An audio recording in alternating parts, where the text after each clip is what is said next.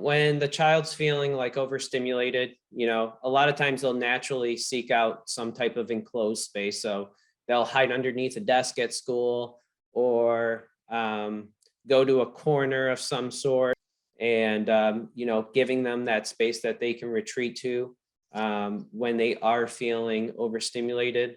That's a really real nice way for the child to self-regulate themselves. Did you know you can make a calming sensory space in a corner, even in a closet? And how can a calming sensory space really help our children's systems? We're going to find out. And are there easy ways families can create a calm down space for their child or their children? And what might be the top 3 items to consider if you're thinking about creating a calming sensory space in your home? Well, that's what we're going to talk about today on Parenting Special Needs Live. I'm Shantae, and I've asked Alex Lopiccolo to join us today and share with us about this topic. Alex, or AKA Mr. Alex, is here to talk with us. He is a sensory integration therapy practitioner. He's experienced certified occupation therapy assistant, a certified personal trainer, and nutrition consultant. And Alex is also known as the King of Swings. He travels around the world sharing his knowledge of sensory motor therapy with OTs, their students at pediatric clinics and universities. But he especially enjoys designing and installing home sensory gyms to help his young clients at home. And today we've asked him to help us learn ways to create calming sensory spaces anywhere, even in a corner of a room or a closet. So please help me in welcoming Alex. Welcome, Alex. Thank you very much. How are you? Great. Share a little bit about your backstory with sensory processing disorder. So I was very sensitive to smell, taste, in touch when I was younger. I used, super picky eater, would run out of the room when I smelled certain foods, and very reactive. I used sensory motor type of activities through sports such as youth wrestling, also just playing outside, rollerblading, biking, building obstacle courses, playing on play sets, and also doing lots of arts and crafts and doing a lot of tactile play. I wanted to make the change since I was started in 3rd grade. I realized, my dad was into men's or health and fitness magazine, and he was, he would lift at the gym, and he started actually creating do-it-yourself type of fitness equipment. So I started looking at magazines, and I was like, I want to look like one of those superhero guys. And so I started changing up my diet and started tweaking my nutrition through using smoothies and stuff like that. And then also exercising with him and using it for my advantage in sports. So from there, started built my own weight room with my dad, and we ended up starting to just use nutrition as a way of changing our body and brain, and helped me academically. And then I went to personal training school right outside of high school. And then from there, I did personal training and rehab. And I found that, I was using a therapeutic use of self, and found that occupational therapy is really in line with what my goals were in life, because I've always liked helping others one-on-one, even in groups. I remember even in kindergarten, there were special needs kids in my class, and I really wanted to make friends with them and make them feel included in the classroom. So from there, I outside of high school, I went right to occupational therapy, right into pediatrics. And then I found that you can use play with therapy and movement and exercise as a way of integrating the body and brain and working on the central nervous system. So what does it actually do, a calming space do for a child with sensory issues? So when the child's feeling like overstimulated, a lot of times they'll naturally seek out some type of enclosed space. So they'll hide underneath a desk at school, or go to a corner of some sort, hide under a blanket. So what I do is either if it's in a closet or in a corner, I do some type of enclosed space to help down regulate. So when you're feeling overstimulated, your nervous system's kind of on that anxious mode. It could be fight, flight, or freeze. And feeling, having a sense of feeling safe and secure is really important.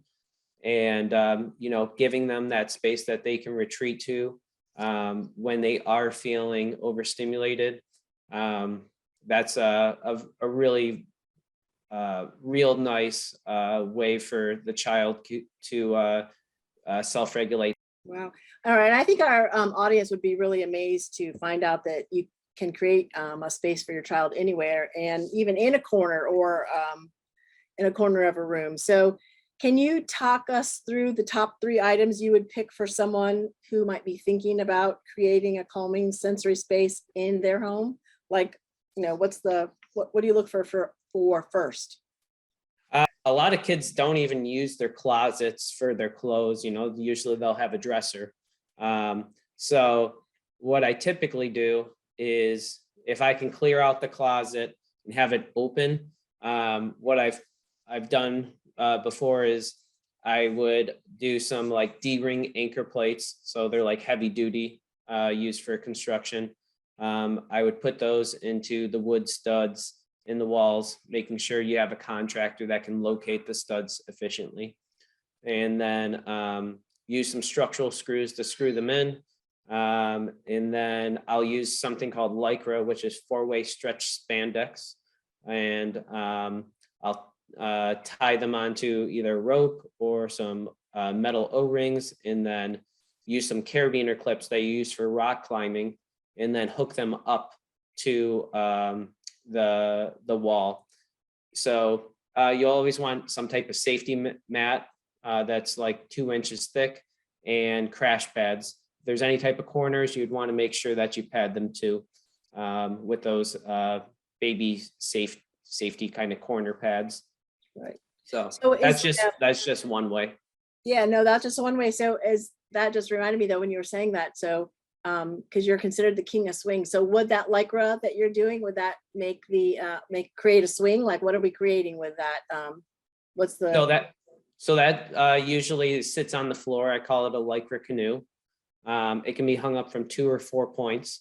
And you want to educate the child. They can't just jump into it if it's like floating, because it does stretch down.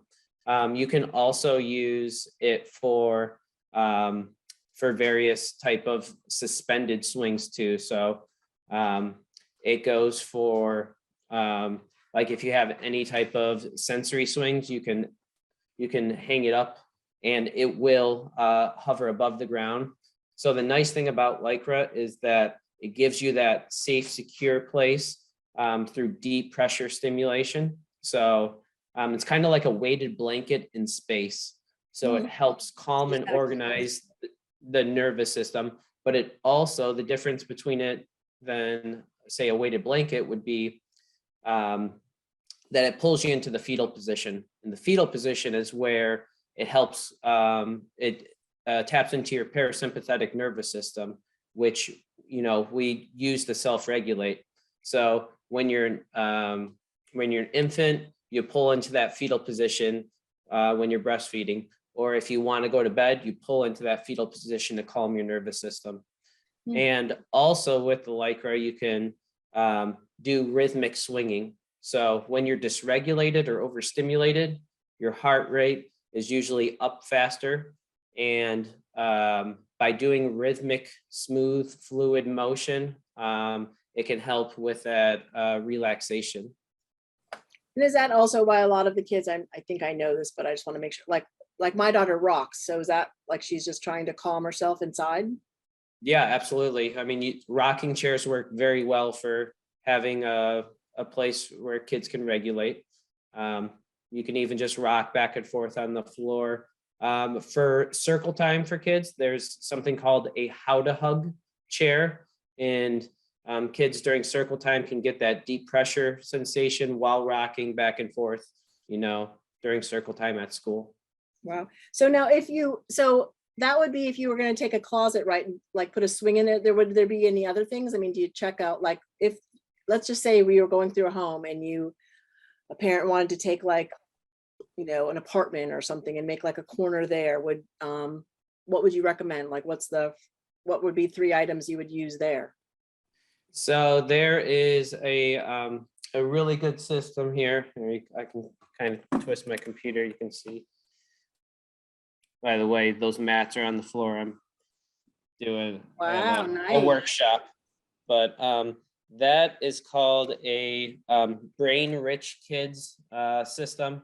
There's no screws that you have to put into the ceiling. So it's a tension rod system that goes to the floor to the ceiling. Yeah. They're pretty, I would say they're pretty inexpensive for a do-it-yourself. They usually run under $1,000, and you could always take them to the your next apartment or house.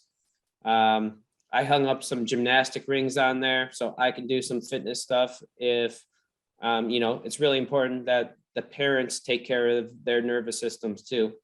I also put some atomic climbing holds. Right there. They're like, they use them for Ninja Warrior. So for parents that are trying to work on their upper body and core strength, that works well. I also have a Southpaw acrobat swing. It's a 4-way stretch spandex, like I was talking about earlier, and it pulls you into that womb space. I also can hang up a camping hammock from there. I put some safety mats and crash pads below. There's monkey bars on it.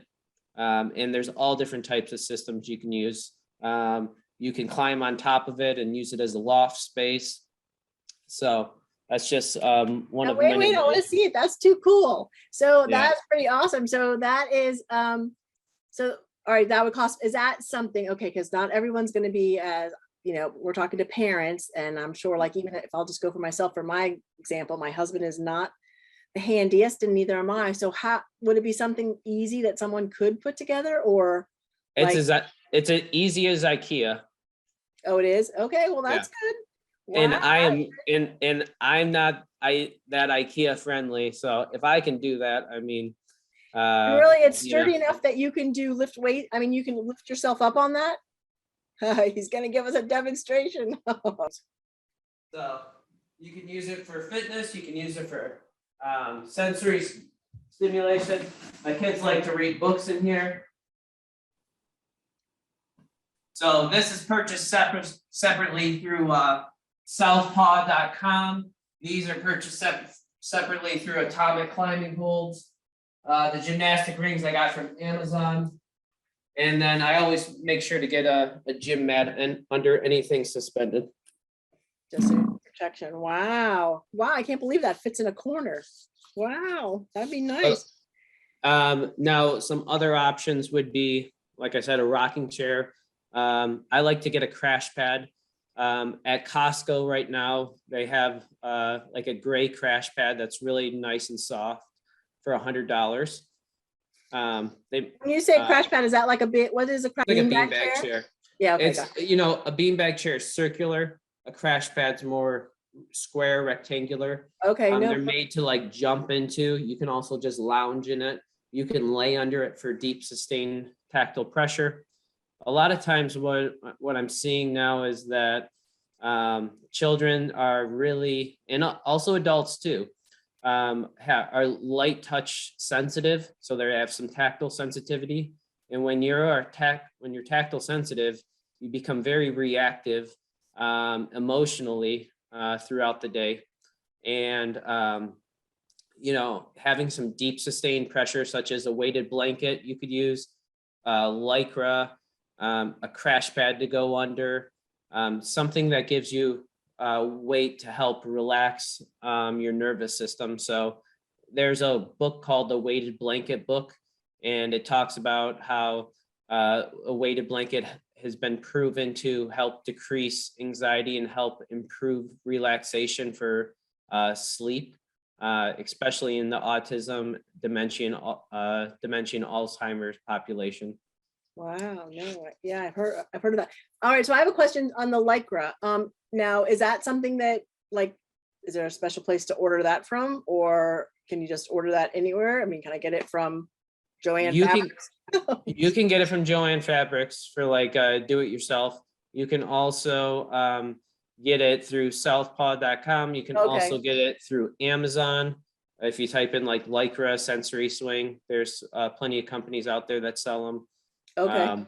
So And they I come like, with like what, grommets? If they're already a swing, they're already set up, right? It's just a matter of hooking them up. yes, that's true. Yep. Okay, wow. All right, so any top advice you would give to families, like, you know, that are thinking about doing something like this or creating like a little, I know that you helped us in the magazine with a school that needed a calming space. And I have to tell you that those kids, they love it. I mean, my daughter happens to go there and volunteer. And so when I pick her up, she's like, oh, they love that room, Mom. They're in there all the time. So it's very nice. So thank you for doing that for us. But You're welcome. I My love all pleasure. the lights and the tubes and the, you know. Yeah, so I look at the lighting in the room. That's a big, you know, a big bonus. So either having lights on a dimmer switch, that's very powerful to have, just switching it to a dimmer. Or if you can't do that, turning off the lights and having like a lamp in a corner, that's like low lighting.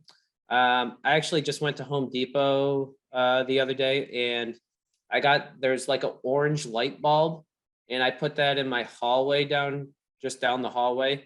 And you know, the orange light is just super relaxing. It almost looks like that 70s vibe where it's like a super zen color. So I really like that orange light bulb. The other option, you know, another thing you look at is like and also like fluorescent lights. I always take out one or two of the fluorescent lights in there, and have some type of cover over it or shade, so it's not so bright. Next would be music. If you can have like any type of you know, grounding music in the room for down regulating. So that could be something like lo-fi music. That's LO-FI. There's that. There's smooth jazz. There's also it's called like sacred spirit drums. So any type of drumming music is really good to have on in a calming environment. It's very grounding. Also, you can have essential oils or essential oil diffuser. Something that's more of calming smell could be something like vanilla, or just have a whole bunch of different essential oils that the children can smell. Wow.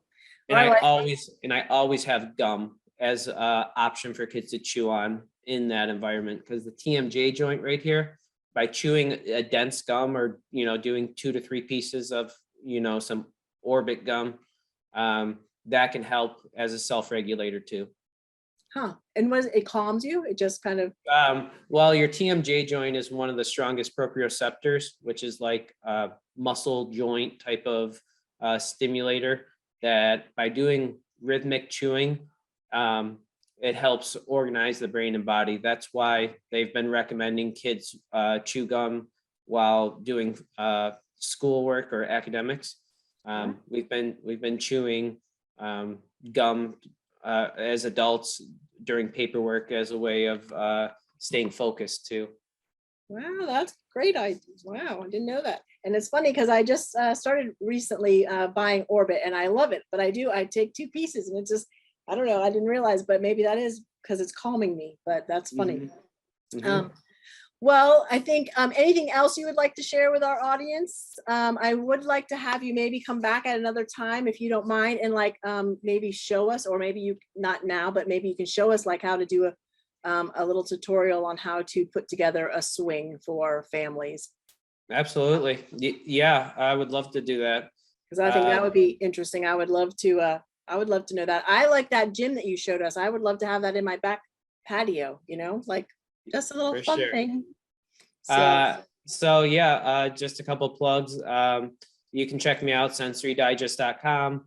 I travel worldwide teaching the King of Swings hands-on sensory motor workshop. So I might be in your area soon. If you can't come out to the workshop, it's mainly therapists, pediatric OT, PT, and speech therapists. But I also have special needs parents come in once in a while. And then I also help and consult with special needs families for their homes. So feel free to message me anytime, Sensory Digest, Facebook, Instagram, and I'm also on LinkedIn. So, you know, hope you can follow me on my journey, and feel free to message me anytime. Yeah, no, I will. I have one other question. Wait, I forgot something. So how did you get the name? Who named you the King of Swings? So when I started kind of inventing swings back when I first started, and it was someone, one of my colleagues named me it when, and I thought it was kind of nifty, and I was like, oh, that kind of rhymes. Yeah, why not? You know, I've been inventing swings ever since I stepped into the sensory gym setting. So, and then I found out that after going to continuing education courses, there's very little hands-on. And like you go to a course that's in a conference hall and you learn about 98% theory, and less than 1 or 2% of it is like hands-on treatment application. So mine's pretty much strictly hands-on inside the sensory gym. So therapists can actually use those treatment activities into their sensory gym setting. And that's what you do in the workshops. You teach them how to actually use the equipment that or the swings or whatever into I teach them how to make it too. How to make it too. Okay. Wow.